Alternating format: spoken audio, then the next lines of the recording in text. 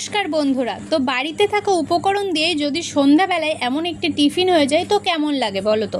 প্রথমেই আমি ডিমটাকে ভেঙে নিলাম আর সাথে একটু নুন দিয়ে একটু ঘুলিয়ে নিয়ে জল দিয়ে তার মধ্যেই দিয়ে দিচ্ছি আমি আটা, যেটা তোমাদের বাড়িতে ময়দা থাকলেও করতে পারো বা আটা দিয়েও করতে পারো। আর ওটাকে গুলে নেবে, একটু পাতলা করে নেবে ভালো করে। তাহলে আমি তোমাদেরকে দেখিয়েছি, একটু ভালো করে পাতলা করে নেওয়ার পরে কড়াইতে তেল দিয়ে সেই রুটিটাকে এইভাবে রুটির মতো করে নিয়ে সেটাকে এইভাবে ভেজে নিয়ে সাইডে তুলে রাখবে। তারপরে যে ডিম সিদ্ধ করে রেখেছিলাম আমি দুটো ডিম, সেগুলোকে ঠিক পাতলা পাতলা করে কেটে নিয়ে আবার এখানে দিয়ে দিলাম কাঁচা লঙ্কা, টক দই, গাজর, পেঁয়াজ কুচি আর শসা কুচি।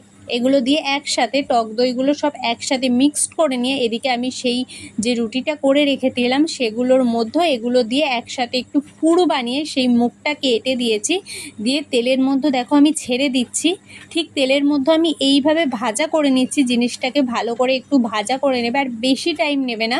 আর তৈরি হয়ে যাবে সন্ধেবেলায় দারুণ একটা টিফিন। একবার খেয়েও আশা করি তোমাদের ভালো লাগবে, বানিয়ে দেখতে পারো।